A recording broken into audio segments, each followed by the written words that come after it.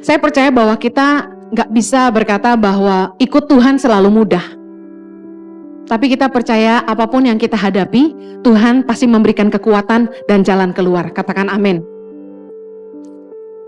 Bagaimana supaya kita gak goyah, gak lemah dalam menghadapi ujian, masalah dalam kehidupan?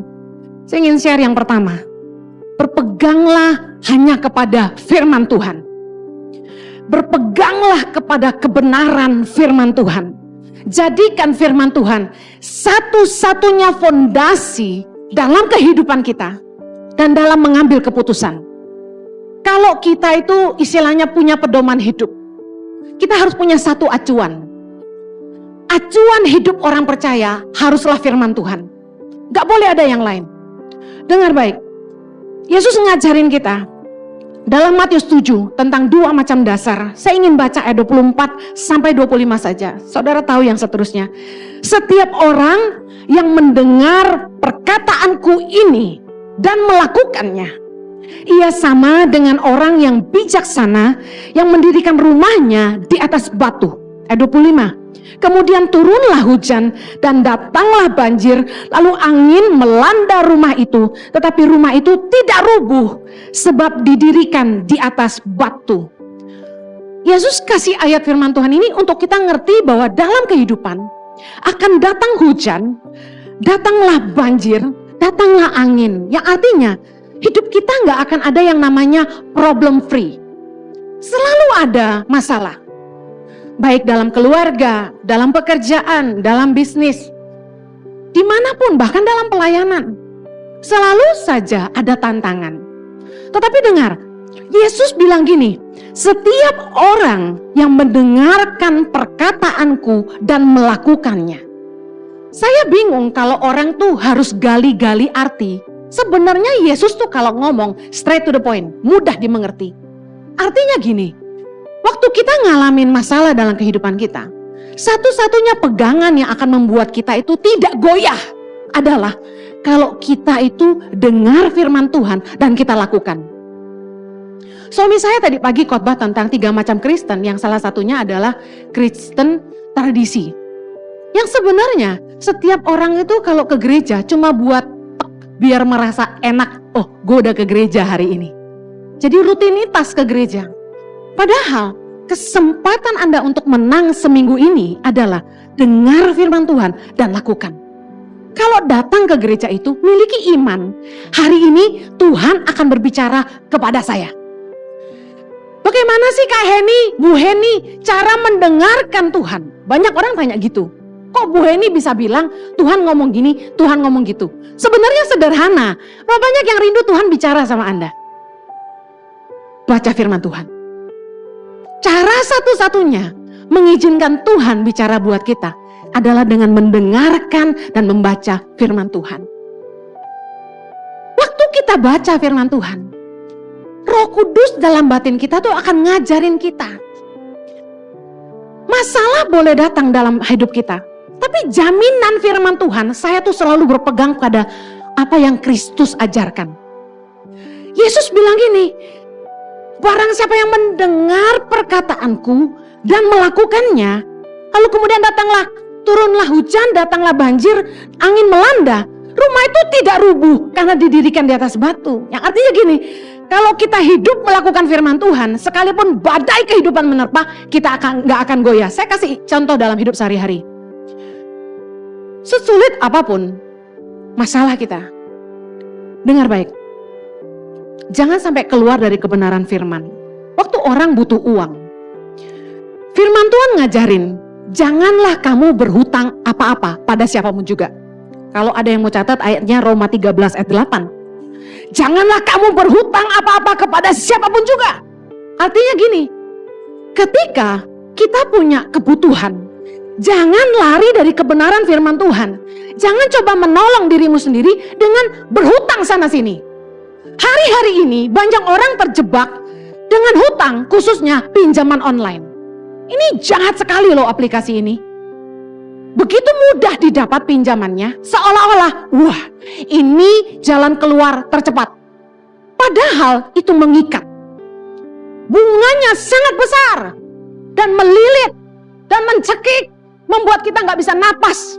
Penghasilan kita bulanan cuma buat nutupin utang aja nggak cukup. Kalau orang sudah hidup dalam hutang, hidupnya penuh beban. Ada di sini yang banyak hutang bahagia, sukacita gitu. Gak ada. Orang tuh kalau banyak utang, keningnya nih penuh kerutan. Orang kalau banyak utang, mulutnya cemberut. Sama orang gak nice. Karena dia stres, ngomongnya ngelantur. Orang kalau sudah berhutang, pasti masalah dengan hubungan. Firman Tuhan bilang, janganlah kamu berhutang apa-apa pada siapamu juga. Tapi Bu Heni, saya benar-benar butuh uang. Percaya firman Tuhan gak? Berlutut di kaki Tuhan. Firman-Mu berkata, barang siapa mendengar firman-Mu dan melakukannya, kalau hujan, angin, hujan, banjir datang, dia tidak akan goyah. Tuhan, aku butuh uang. Tapi aku mau pegang firman-Mu, aku gak mau ngutang. Aku percaya Tuhan pasti sediakan. Berani gak? Kita sering kali lebih sok pinter daripada Tuhan. Bu ini gak ngalamin sih? Ngalamin! Justru saya kasih tahu. Keluarga saya hancur waktu saya masih kecil. Itu karena orang tua saya terlilit hutang. Porak-poranda. Makanya saya benci yang namanya hutang. Kalau gak mampu, jangan sok aksi. Kenapa kalau cuma mampu beli mobil bekas harus beli mobil baru? Kalau memang gak mampu beli Innova, kenapa gak beli Avanza atau Xenia yang lebih murah? Kita hidup itu jangan makan gaya. Cukupkan dirimu dengan apa yang kamu punya gitu loh. Kalau Tuhan memang cuma berkati kamu segitu, bersyukurlah. Jangan bandingin hidupmu dengan orang lain. Firman Tuhan bilang cukupkan dirimu dengan apa yang ada padamu. Nah kita gak mau lakukan firman. Kita hidup mewah-mewah, gak mau kalah gaya. Ada orang timur bilang begini, kantong boleh kosong tapi gaya gak boleh kosong. Ngomong kosong loh gue bilangin. Masa Ngana bisa beli tas mahal kita tara bisa? Dia bilang gitu. Kita bilang Ngana jual apa? Ngana jual lemper baru Ngana mau beli tas. Itu mau jual lemper berapa truk? Sudah orang jual tambang emas. Dia jauh lebih dari kita, ngapain kita bandingin diri sama dia? Orang yang bahagia itu bukan orang kaya, saya kasih tahu. Orang yang bahagia itu orang yang bisa berkata apa adanya. Cukup. Cukup. Ibu-ibu yang punya suami gak kaya, saya tanya, kalau Anda kawin sama yang lebih kaya, Anda jamin Anda lebih bahagia? Katakan sama-sama, belum tentu. Teman saya banyak yang nikah sama cowok yang lebih kaya daripada suami saya. Kami bukan orang kaya, tapi kami bahagia. Karena kita cukupin apa adanya. Bayangin ya, saya kasih contoh. Rumah tangga gimana mau bahagia kalau istri selalu bilang gini, Koko lu bisa beliin istrinya tas Gucci. Koko lu bisa beliin istrinya berlian 2 karat. Nah. Gede loh 2 karat itu. Jari lu kecil apa gede gitu kan. Bandingin, tuh adikmu tuh bisa bawa istrinya ke luar negeri. Ada lagi istri-istri yang bandingin tuh. Lu lihat tuh adik lu tuh bisa bawa keluarganya ke Eropa. Tuh lihat tuh adik lu tuh bisa bawa keluarganya ke Israel ikut Pak Jojo. Lu mah apa? Terjadilah sesuai dengan imanmu. Punya iman dong, jangan ngeluh. Amin. Ngomong tuh penuh berkat. Pilihan kita tuh cuma 2, berkat atau kutuk yang keluar dari mulut kita. Udah pegang firman Tuhan. Saya berkati suami saya terus. Jojo, kebajikan dan kemurahan Tuhan akan mengikuti kamu seumur hidup kamu. Gitu dong. Jangan bilang, Koko gue udah bawa bininya ke Paris 3 kali. Lu baru sekali, itu pun gratis gitu. Gak gitu dong. Udah pegang firman Tuhan aja. Firman Tuhan bilang, kita gak boleh jadi penanggung hutang. Ayatnya di mana? Banyak, tapi saya baca satu. Amsal 22 ayat 26. Jangan engkau termasuk orang yang membuat persetujuan dan yang menjadi penanggung hutang. Ada satu cerita. Orang ini meminjamkan kartu kreditnya kepada temannya. Temannya pakai kartu kredit temannya ini untuk ambil dana tunai. Lalu apa yang terjadi? Temannya kabur. Teman kerja bareng loh. Ini yang ngomong gini ke kita udah 3 orang ya. Terus saya bilang, kenapa kamu pinjemin kartu kreditmu ke temanmu? Why? Demi persahabatan. Hei, saya kasih tahu, firman Tuhan bilang jangan jadi penanggung hutang. Lakukan firman Tuhan, kita akan terhindar dari masalah. Amin. Saya buktikan kebenaran firman Tuhan udah bilang jangan jadi penanggung hutang. Lu so heroik bantuin orang. Satu kali orang datang kepada saya mau pinjam uang. Bu Heni, saya mau pinjam uang berapa waktu itu dia ngomongnya? 30 juta. Buat apa? Buat perbaiki atap rumah orang tua saya. Saya bilang gini, saya tidak pernah memiutangi orang. Loh, kenapa Bu Heni? Kalau saya mau bantu, saya bantu serelanya saya. Kenapa? Supaya hati saya tetap damai. Anda pernah ngutangin orang dan orang itu nggak bayar? Pernah? Bagaimana perasaan Anda terhadap orang itu? Bisa bersih, bisa tulus? Nggak bisa. Lihat mukanya, saya nggak lihat Anda ya, saya lihat suami saya aja. Nanti tersinggung. Lihat suamiku. Kan ilustrasi, takutnya salah sangka ya kan. Udah suamiku aja ya nak, sayang ya. Kita kalau tuh orang ngutang sama kita dan dia nggak bayar, kita nggak mungkin tetap jaga hati kita bersih. Gak mungkin hati kita tulus, tetap baik mengasihi dia. Gak mungkin. Kita liatin dia gini, munafik lo, bayar utang lo. Utang gak bayar-bayar, tapi eksis di sana sini. Makan di kafe ini, di restoran itu. Bayar dong utang lo, gitu. Hati kita gitu, benar gak? Saya gak mau seperti itu. Waktu orang datang sama kita, mau teman mau saudara ya, saya ngomong apa adanya. Mau datang sama saya, pinjam 25 juta, pinjam segini. Saya bilang gak bisa. Saya bukan orang kaya. Saya ini apa adanya. Jadi kalau saya mau bantu orang, saya bantu serela saya. Nah, ada satu kali orang ini pintar banget. Dia bilang gini, ya udah naikin serelanya. Dia bilang gitu. Hah? Aduh. Dia tanya, emangnya Ibu Heni relanya berapa ngasih saya? Ditanya loh. Harusnya kan terserah gue, ntar gue yang transfer gitu kan. Ini pinter nih. Saya bilang relanya 5 juta gitu misalnya. Jangan dicatat ya, habis ini datangin saya. Nggak ada ya. 500 rupiah. Terus dia bilang gini, boleh nggak dinaikin serelanya 10 juta? Hah? Kagak bisa, gue bilang gitu. Bu Heni nggak ngutangin, Bu Heni kasih saya, dia bilang gitu. Enggak bisa. Saya bilang kok kamu yang nentuin saya mau kasih berapa? Haleluya. Dengar baik. Kalau kita ngutang sama orang, kita akan dipandang rendah sama orang. Lebih baik tuh jangan ngutang, udah berharap sama Tuhan. Kalau Anda terlilit utang hari ini, apa yang Anda harus lakukan? Number 1, berharap sama Tuhan. Yang kedua, kita lihat apa yang kita punya dan bisa dijual, lebih baik kita jual. Jangan gini, minjem sama orang, tapi sendiri masih punya mobil mewah. Apaan sih? Jual dulu mobil lu gitu kan. Jadi ada orang yang misalnya ngutang sekian, dia gak mau lunasin. Dipegang sisanya dia beliin mobil. Gak bisa gitu dong, orang gimana mau bantu kamu? Dia lihat kamu aja masih seneng hidupnya. Jadi kalau kita tuh mau dibantu orang, jangan eksis di sosial media itu gayanya mewah-mewah. Kita yang bantu jadi malu. Ngapain gue bantu dia? Ternyata dia lebih kaya dari gue gitu kan. Dengar, jangan berhutang. Karena firman Tuhan bilang, yang berhutang itu jadi budak dari yang menghutangi. Amsal 22 ayat 7.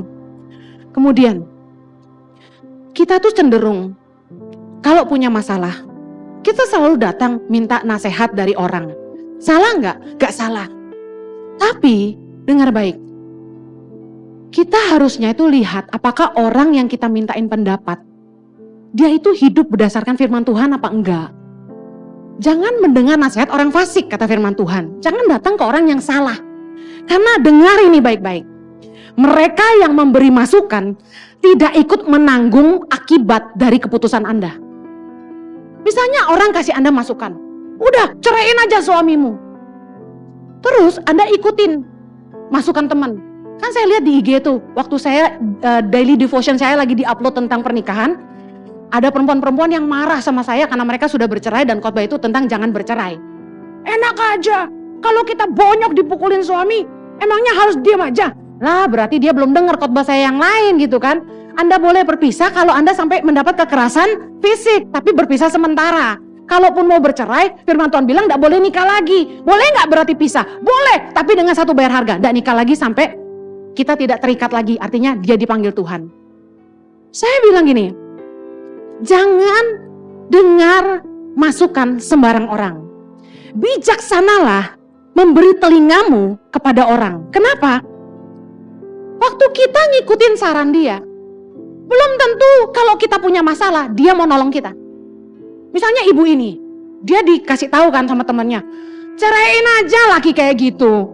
Emang dunia cuma selebar daun kelor. Kawin lagi, cari yang kaya. Emang gampang? Saya punya temen, cantik, asli. Gua sih lewat. Tapi hey, dia nikah udah 2 kali. Dua-duanya kaya, tapi sama jahatnya. Gimana? Emangnya second marriage will be better? Ada jaminan? Udah cerai nikah lagi. Saya bertanya, ada jaminan gak kebahagiaan di pernikahan kedua? Belum tentu. Saya pernah ketemu wanita yang menikah 3 kali. Berapa kali? 3 kali. Cukup gak buat belajar? Saya tanya. Cukup gak? Mari kita belajar. Saya tanya sama wanita ini. Dari 3 suami Anda, mana yang paling baik? Dia bilang, yang pertama meskipun membuat menderita, masih bisalah ditoleransi. Yang 2-3 lebih jahat lagi. Kita cerai pun bukan jalan keluar terbaik. Saya balikin lagi. Oke, Anda sakit hati suami atau istri selingkuh. Anda memilih bercerai. Saya tanya, kalau Anda di posisi itu, Anda yang selingkuh, apa yang Anda harapkan? Dia ampuni. Ampuni. Berlutut di kaki pasanganmu, cium jempolnya, jarinya, semua. Banjiri dengan air mata. Ampuni aku, gitu kan. Kita pasti mau diampuni. Firman Tuhan katakan, apa saja yang kamu kehendaki orang lain perbuat kepada kamu, perbuatlah demikian. Dari seluruh hukum Taurat dan kitab para nabi bergantung dari ayat ini. Bahwa bagaimana kita ingin diperlakukan, perlakukan itu ke orang lain. Kalau saya memilih diampuni pasangan saya juga harus ngampuni pasangan saya. Gak ada yang sempurna. Ketika ada masalah dalam rumah tangga, pasti ada sebabnya. Dan gak mungkin sumbernya cuma satu, pasti 2. It takes 2 to tango. Kalau kita mau Tuhan terlibat dalam hidup kita, dengar baik. Pastikan kita hidup dalam kebenaran. Jangan sampai kita keluar dari jalan kebenaran. Karena dosa justru memisahkan kita dari Allah. Misalnya kita nih lagi dalam kesusahan, pergumulan yang luar biasa. Badai kehidupan yang tidak tertahankan. Saya mau kasih tahu, Anda butuh pertolongan Tuhan enggak? Butuh. Butuh campur tangan Tuhan enggak? Butuh. Butuh mujizat Tuhan enggak? Butuh. Jangan malah berbuat dosa, jangan sampai keluar dari kebenaran kalau Anda ingin Tuhan campur tangan. Yesaya 59 ayat yang pertama, kita baca sama-sama. Sesungguhnya tangan Tuhan tidak kurang panjang untuk menyelamatkan, dan pendengarannya tidak kurang tajam untuk mendengar. Tetapi yang merupakan pemisah antara kamu dan Allahmu ialah segala kejahatanmu, dan yang membuat dia menyembunyikan diri terhadap kamu sehingga ia tidak mendengar ialah segala dosamu. Sebab tanganmu cemar oleh darah dan jarimu oleh kejahatan. Mulutmu mengucapkan dusta, lidahmu menyebut-nyebut kekurangan. Dosa memisahkan kita dari Allah. Kalau kita ingin tetap dekat dengan kasih karunia, jagalah kebenaran firman Allah. Bu, benar-benar butuh uang, udah gak ada lagi yang bisa dijual, gimana? Kerja double shift, kerja double job. Dengar baik, cium kaki orang yang engkau hutangi kalau perlu, dan minta kesempatan perpanjangan waktu. Minta keringanan, datang ke bank. Saya gak punya uang, saya gak bisa bayar. Kalau bank mau tetap saya lunasi, kasih saya perpanjangan waktu. Contoh, harus due bayar akhir bulan ini. Gak punya uang gimana? Mau penjarakan saya, tambah hutangnya gak dibayar? Gitu aja datang ke bank. Kalau mau saya bayar, kasih saya perpanjangan waktu. Berapa lama? Mereka akan tantang. Hitung baik-baik, butuh 5 tahun. Bunga akan tetap berjalan. Karena secara hukum OJK itu gak bisa dihilangkan. Tapi paling gak kita beroleh keringanan cicilan bulanan. Nah, dari pihak kita, pegang omongan, jadi orang yang bisa dipercaya. Bayar cicilannya, kemudian kerja keras. Kalau perlu, kerja pagi siang malam untuk melunasi hutangmu. Jangan sampai matamu tertidur, sampai hutangmu lunas. Istirahat dong Bu Heni, boleh dong. Tapi kurangi main-mainmu, kerja keraslah. Amen. Saya percaya berkat Tuhan pasti mengikuti kamu. Mujizat Tuhan pasti tersedia bagi kamu. Katakan amin. Haleluya. Kalau kita sampai berbuat dosa, saya mau kasih tahu, Tuhan malah tidak akan bela kita. Karena kita tidak mungkin memperalat Tuhan dalam tanda kutip untuk terlibat dalam kejahatan kita. Misalnya, ada satu direktur, dia ngelamar kerja di sebuah perusahaan besar. Dia tulis di CV-nya, di resumenya, bahwa dia tuh ex-direktur di perusahaan sebelumnya. Padahal di perusahaan itu dulunya dia cuma manajer. Bayangin, berani ya, bikin CV palsu. Kemudian dia kerja sama perusahaan ini, baru 1 bulan dipecat. Diusir keluar dari fasilitas rumah, gaji 100 juta, diusir. Kenapa? Nipu. Dia gak becus. Mari jangan sampai kita berdusta, jangan sampai kita nipu. Kerja keraslah. Orang yang bisa dipercaya dekat dengan berkat Allah. Amin. Yang kedua, bagaimana kita kuat menghadapi ujian? Mendekatlah kepada Tuhan. Ada orang yang justru di masa susah, saking kecewanya, itu bilang sama saya gini, percuma saya doa, Tuhan gak jawab-jawab. Ibu jangan suruh saya baca firman, saya udah tahu semua isi Alkitab, dia bilang gitu. Saya doa Tuhan gak jawab, udah capek saya, dia bilang. Bertahun-tahun saya berdoa, gak ada jalan keluar. Akhirnya dia menjauh dari Tuhan, dia jadi pahit sama Tuhan. Nah, saya kasih tahu, kalau masalah tuh berkepanjangan, jangan marah sama Tuhan, tapi coba duduk tenang dan pikirkan salahnya di mana. Pasti ada sebabnya. Contoh, Tuhan izinkan proses dalam hidup kita. Pastor Jojo tadi bicara dengan luar biasa. Yang pertama supaya kita bertobat. Kita udah tobat belum? Kenapa masalah kita gak kelar-kelar? Karena kita gak tobat-tobat. Kalau masalah ingin cepat selesai, kita harus cepat bertobat. Yang kedua, untuk membentuk kita. Nah, apa sih pembentukan Tuhan? Contoh, kita sombong. Kita kalau ngomong tinggi, selalu mandang rendah orang lain.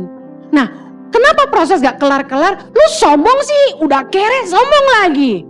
Ada loh tipe-tipe orang yang dia butuh bantuan kita, tapi kalau dikasih tahu sok pintar. Nah, ini orang sombong. Mau dibantu tapi susah dikasih tahu. Ada kan tipe-tipe begitu? Ada orang yang datang sama kami mau pinjam uang. Saya tanya, untuk apa? Dia bilang gini, ya urusan pribadi saya dong. Ya cari sendirilah. Lu mau dibantu susah dikasih tahu. Jangan bantu orang yang begitu, buang waktu. Problem kita gak akan selesai kalau kita gak mau berubah. Karena proses datang untuk membuat kita bertobat, yang kedua untuk membentuk karakter kita, yang ketiga apa sayang? Lupa aku tadi.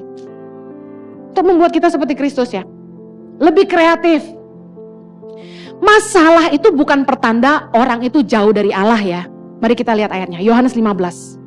Yohanes 15, pokok anggur yang benar, ayat yang pertama dan kedua. Kita baca sama-sama. Akulah pokok anggur yang benar dan Bapakulah pengusahanya. Setiap ranting padaku yang tidak berbuah dipotongnya, dan setiap ranting yang berbuah dibersihkannya supaya ia lebih banyak berbuah. Lihat baik, mereka yang tinggal di dalam Kristus, tidak berbuah itu dipotong. Berarti akan hidup kita kalau tidak berguna, Tuhan akan izinkan hidup kita diproses supaya hidup kita jadi berguna. Bisa paham ya? Kita yang malas, biasanya pertolongan-pertolongan dari orang sekitar kita itu dipangkas sama Tuhan. Orang yang kita andalkan itu mengecewakan kita. Supaya apa? Supaya kita berbuah. Apalagi, orang tinggal dalam Tuhan, artinya dia dekat dengan Tuhan. Sudah berbuah pun masih dibersihkan. Kenapa? Supaya kita gak tinggi hati. Supaya kita tetap mengandalkan Tuhan. Supaya kita berbuah lebih lagi. Waktu Tuhan pakai saya, Tuhan proses saya. Waktu ada peninggian dari Tuhan, ada perendahan dari orang lain yang Tuhan izinkan terjadi dalam hidup saya. Supaya saya ingat bukan saya tapi Tuhan. Waktu Marlon nyanyi lagu itu, saya tuh nangis terus karena lagu ini tuh selalu bagi saya, ini hati saya buat Tuhan. Bahwa satu-satunya yang saya andalkan tuh cuma Tuhan, gak ada yang lain. Saya gak punya apa-apa dan saya gak punya orang lain selain Tuhan. Kalau Tuhan gak tolong saya gak bisa. Justru kalau kita sungguh-sungguh ngandalin Tuhan ya, kita gak bisa sombong. Justru kalau orang tuh sampai sombong, berarti dia gak ngandalin Tuhan, dia ngandalin dirinya sendiri. Kita berani bilang bahwa kita mampu tanpa Tuhan? Gak bisa. Jangan menghakimi orang-orang yang sedang ditimpa masalah. Wah loh, problem datang terus tuh. Nggak punya hubungan pribadi sama Tuhan ya. Nah lo ditimpa masalah tuh. Kenapa tuh nggak punya keturunan? Nah nggak diberkati sih. Kenapa perusahaannya susah? Nggak bayar perpuluhan ya? Dengar baik, jangan suka ngehakimin orang. Semua orang punya masalah, semua orang ngalamin proses. Tuhan itu mengizinkan masalah datang supaya hidup kita dibersihkan, supaya kita berbuah lebih banyak. Katakan amin. Amin. Kunci kita kuat dalam ujian adalah tetap tinggal di dalam Tuhan. Yohanes 15 ayat 4 berkata, tinggallah di dalam aku dan aku di dalam kamu. Sama seperti ranting tidak dapat berbuah dari dirinya sendiri kalau ia tidak tinggal pada pokok anggur, demikian juga kamu tidak berbuah jikalau kamu tidak tinggal di dalam aku. Ayat kelima, akulah pokok anggur dan kamulah ranting-rantingnya. Barang siapa tinggal di dalam aku dan aku di dalam dia, ia berbuah banyak, sebab di luar aku kamu tidak dapat berbuat apa-apa. Justru kalau lagi dilanda masalah, jangan meninggalkan Allah. Justru kita butuh Tuhan. Kenapa begitu? Karena Tuhan itu sumber hikmat dalam hidup kita. Tuhan itu yang memberikan kecakapan dalam hati kita. Saya percaya setiap kita diberi kemampuan oleh Tuhan untuk menyelesaikan masalah. Katakan amin. Saya percaya kalau kita mau ditolong Tuhan, jangan justru menghindar dari Tuhan. Tetap pegang Tuhan erat-erat. Apa yang terjadi ketika di tengah masalah kita tetap berpegang pada Tuhan? Saya katakan, di masa sulit pun kamu akan terus berbuah. Bayangin, di masa sulit, ketika kami berdua kesulitan, pandemi datang melanda, banyak partner tangan pengharapan yang meninggalkan tangan pengharapan karena mereka sendiri kesusahan. Kami gak marah sama mereka, tapi kami malah berdoa buat mereka. Tapi apa yang terjadi? Di masa pandemi, Tuhan memakai kami untuk menolong lebih banyak orang, menolong lebih banyak anak-anak lewat program peduli sesama. Bahkan sekarang kami memberikan beasiswa untuk anak-anak pedalaman yang cerdas, berintegritas, benar-benar takut akan Tuhan, dan karakternya baik, untuk menjadi guru-guru bagi Indonesia. Doakan kami, karena saya merenung terus. Kami selama ini rekrut orang-orang dari seluruh Indonesia, dilatih di Jakarta, lalu diutus ke pedalaman dengan kontrak guru pedalaman cuma 1 tahun. Investasi yang kami berikan terlalu besar hanya untuk kontrak 1 tahun sebenarnya. Jadi saya bilang, apa ya yang lebih sustain ke depan? Anak-anak ini yang harus dijadikan guru. Supaya ketika kita sekolahkan mereka kembali ke daerah mereka dan mencerdaskan anak-anak mereka. Saya mulai melangkah dengan iman justru di masa sulit. Dan saya lihat penyertaan Tuhan yang luar biasa. Saya ingin katakan, kita buka gereja onsite ini bukan karena kita pengen keruk uang lebih banyak. Gak ada istilah seperti itu. Justru kami sediakan ibadah onsite ini karena kami tahu jemaat butuh. Ada jemaat yang gak seneng ibadah online. Sudah nggak fokus gitu loh, liatin TV terus, bener nggak? Lebih enak gini nggak? Sebenarnya kalau coba tanya sama saya, Pastor Henny lebih suka online aja atau onsite? Lebih enak online, kenapa? Tapping, tayang, hari Minggu bisa bangun siang, bisa makan sama anak, bisa kumpul keluarga, pagi-pagi nggak usah keramas. Tapi saya tahu ini kebutuhan. Nah, saya ingin kasih tahu gini, saya sangat bersyukur Anda enggak takut COVID terus tetap datang ke gereja. Puji Tuhan.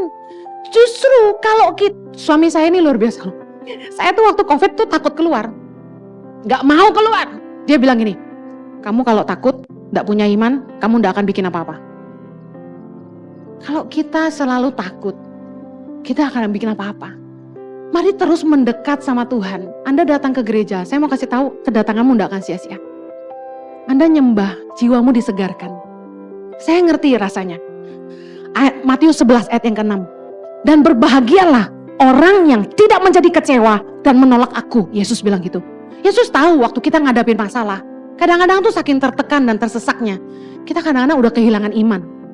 Ini sebenarnya gue bakal punya anak gak sih gitu kan. Sebenarnya Tuhan bakal berkati gak sih? Gue rindu punya ini, gue rindu bisa begitu. Sebenarnya mungkin gak sih? Kadang-kadang kita tuh udah gak bisa lihat lagi mimpi kita tuh akan terjadi. Tapi dengar baik, jangan jadi kecewa dan menolak Tuhan. Amin. Engkau akan berbahagia, kata Yesus, kalau engkau tidak jadi kecewa dan menolak Dia. Percayalah Tuhan itu setia. Saya percaya Tuhan pasti sediakan jalan keluar.